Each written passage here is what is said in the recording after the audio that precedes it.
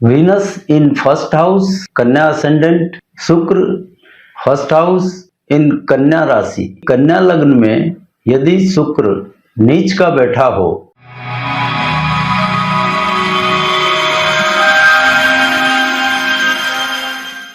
साथियों, आज हम एक सवाल ले रहे हैं जो कि आया है श्री मयंक त्रिपाठी जी का।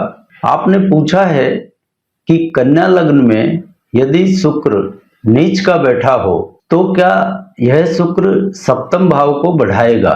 तो त्रिपाठी जी, आपको यह लग रहा हो कि शुक्र की उच्च राशि सप्तम भाव में है तो शुक्र को सप्तम भाव बढ़ाना चाहिए, लेकिन यहाँ पर सप्तम भाव नहीं बढ़ेगा। यहाँ सप्तम भाव के सकारात्मक फल जातक को नहीं मिलेंगे। यहाँ होगा यह कि सप्तम भाव में जो मीन राशि है, उस मीन राशि वाला भाव कालपुरुष की कुंडली में मीन राशि 12वें भाव में पड़ती है, तो यहाँ पर 12वां भाव बढ़ेगा।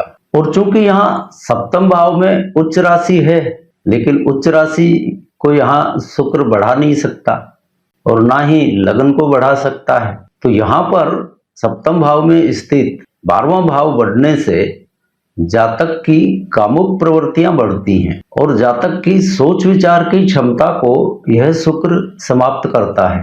और चूंकि लग्न में नीच राशि है कन्या, इसलिए लग्न के बढ़ने का तो कोई सवाल ही नहीं उठता। अब चूंकि सप्तम भाव में उच्च राशि है और 12वां भाव एक्टिव हो रहा है, तो यह शुक्र जातक में एक उतावलापन, हड़बड़ी और जल्दबाजी में काम करने की आदत बढ़ा देता है। ज्यादा कोई सोचने विचारने की क्षमता इसमें नहीं रहती और जो भी काम करता है वह तुरंत कर डालता है, जो मन में आया उसको कर डाला। फिर यहाँ 7वां भाव शुक्र की उच्च राशि वाला है, इसलिए यह जातक कई तरह के धंधे करता है, बार बार धंधे बदलने पड़ते हैं। और यह बहुधंधी होना नहीं कहा जाएगा। बहुधंधी होना एक वो होता है कि आपने एक काम किया, उसमें आपने सफलता से स्टेब्लिश कर लिया, फिर उसके साथ साथ ही आपने दूसरा धंधा कर लिया।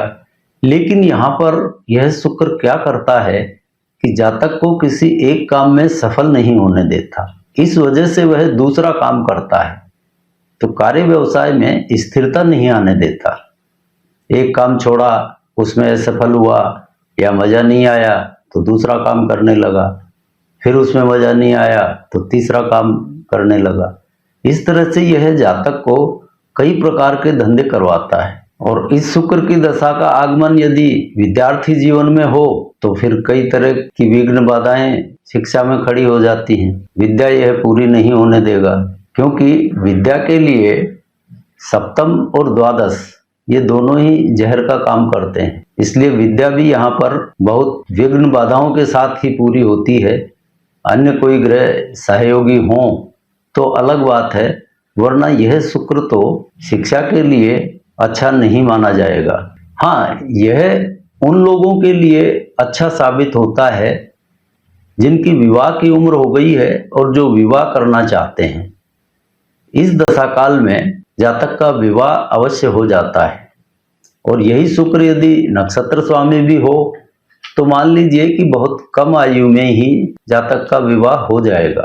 यहाँ आप कुल मिलाकर देखें तो इस शुक्र की हालत ऐसी है कि ना माया मिली ना राम, क्योंकि लग्न में इसकी नीच राशि कन्या है तो लग्न एक्टिव हो नहीं, सप्तम को भी एक्टिव नहीं होने देता।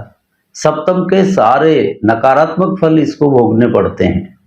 इसीलिए हमने कहा कि ना माया मिली ना राम। इस शुक्र के दशा काल में जातक अनाप शनाप खर्च करने वाला, बिना सोचे खर्च करता है। सारा ध्यान इसका भौतिक सुखों पे लगा रहता है कि आज ये खरीद लूं, आज ये कर लूं, आज वो कर लूं। इसकी इच्छाएं एक पूरी होती है तो दूसरी खड़ी हो जाती है भौतिक सुखों के मामले में। तो भौतिक सुखों के पीछे अंधी दौड़ में लगा रहता है और उनके पीछे खर्च करता चला जाता है। कुल मिलाकर यह शुक्र जातक की सोच विचार की क्षमता को बहुत कमजोर कर देता है और सोच विचार की क्षमता कमजोर होने से जातक उतावलेपन में फालतू के खर्च करता रहता है, भौतिक सुखों के पीछे एक अंधी दौड़ में लगा रहता है। तो इस दशा काल में जातक को अपने उतावलेपन की आदत पर अंकुश लगाना चाहिए। जो कुछ भी कर रहा है उसके पहले थोड़ा सोच विचार करने की आदत डाल ले तो ज्यादा अच्छा रहेगा। इस शुक्र के दशा काल में पित्त रोगों की संभावना भी बनी रहती है। तो आशा करते हैं आप सभी को इस सवाल का जवाब मिल गया होगा। अब आज के चैप्टर को यहीं विराम देते हैं और अगली बार मिलते हैं आपके किसी नए सवाल के साथ। तब तक के लिए जय जय सिया राम।